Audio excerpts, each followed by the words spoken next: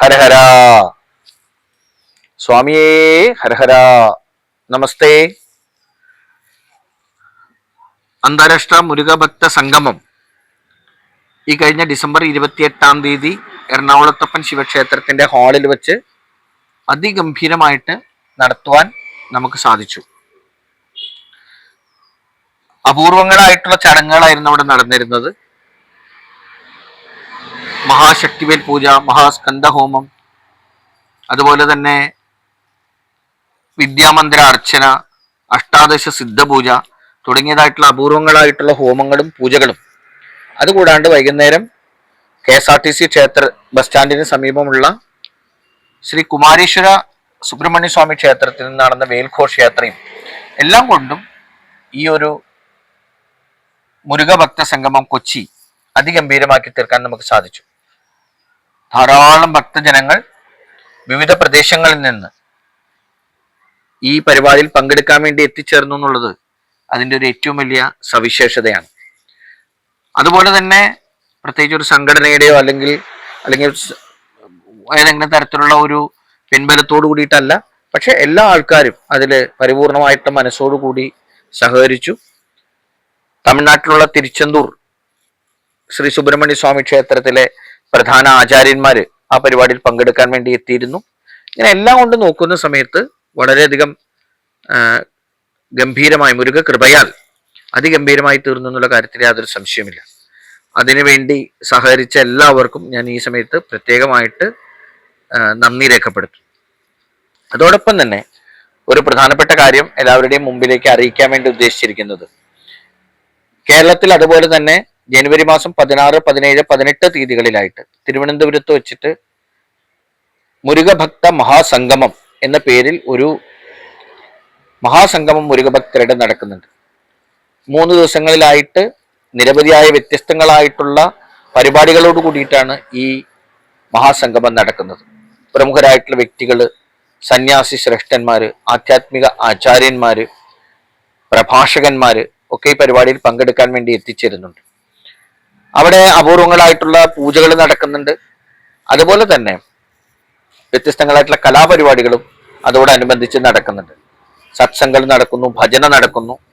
ഇങ്ങനെ എല്ലാം കൊണ്ട് 3 ദിവസം മുരുക ഭക്ത സംഗമം എന്നുള്ള പേരിൽ മുരുകഭക്തരുടെ ഒരു വലിയ ആഘോഷമായി തിരുവനന്തപുരത്ത് മാറുകയാണ്.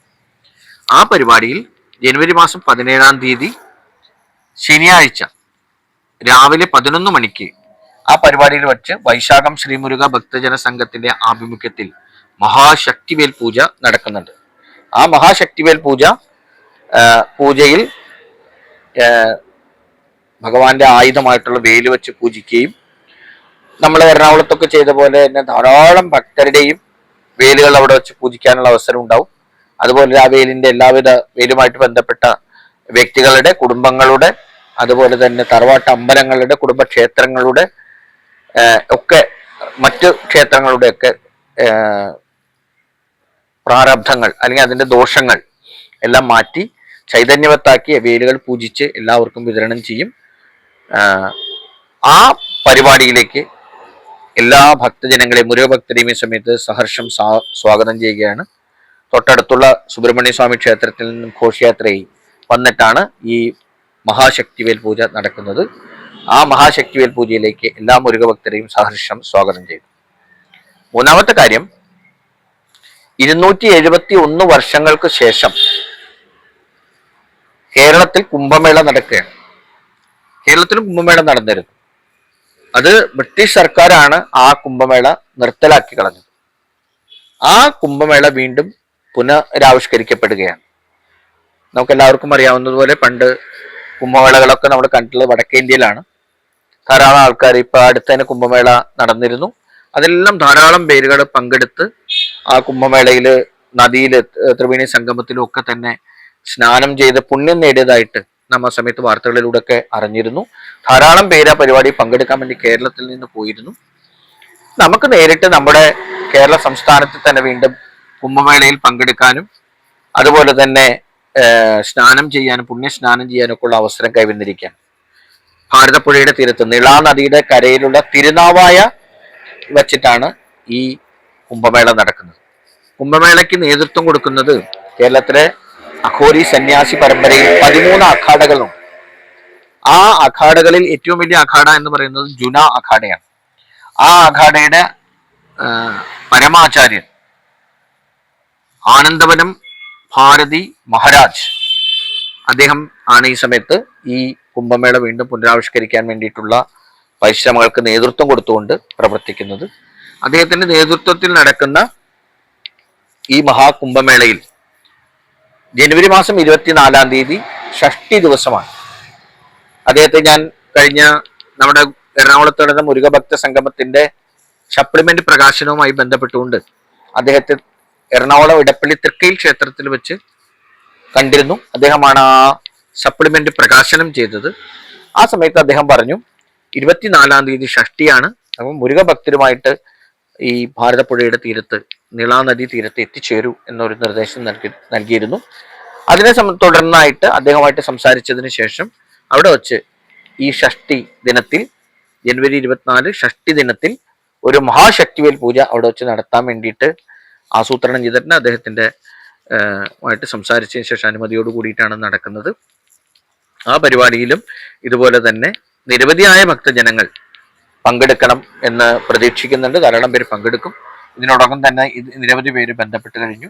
ഇങ്ങനെ ഒരു മാസത്തിനിടയിൽ തന്നെ, ശരിക്കും പറഞ്ഞാൽ കൃത്യമായിട്ട് പറഞ്ഞാൽ നക്ഷത്രങ്ങൾ 27 എണ്ണമാണ്. കഴിഞ്ഞ ഡിസംബർ മാസം 28-ാം തീയതി നമ്മൾ രേവതി നക്ഷത്രത്തിലാണ് ഈ ആഘോഷങ്ങൾ തുടങ്ങി വെച്ചത്. മുരുകഭക്ത സംഗമം നടന്നത്, കൊച്ചി നടന്നത് രേവതി നാളിലാണ്. ഈ 24-ാം തീയതി ഷഷ്ടി ദിനം എന്ന് പറയുന്നത് ഉത്രട്ടാതിയാണ്. അപ്പൊ രേവതി മുതൽ ഉത്രട്ടാതി വരെയുള്ള 27 നക്ഷത്രങ്ങളുടെ കാലയളവിൽ തന്നെ കേരളത്തിന്റെ 3 ഭാഗങ്ങളിൽ വെച്ച്, മധ്യഭാഗത്ത് ഡിസംബർ 28-ാം തീയതി എറണാകുളത്തപ്പന്റെ പുണ്യ സങ്കേതത്തിൽ വെച്ച് നമുക്ക് നടത്താൻ സാധിച്ചു. മറ്റൊരു നടക്കുന്നത് ശ്രീപത്മനാഭന്റെ തിരുവനന്തപുരത്ത് വെച്ചിട്ടാണ് നടക്കുന്നത്. മൂന്നാമത്തത് നാവാമുകുന്ദന്റെ തിരുനാവായിൽ വെച്ചിട്ടാണ് ഈ കുംഭമേളയിൽ നമ്മൾ പങ്കെടുക്കുന്നത്.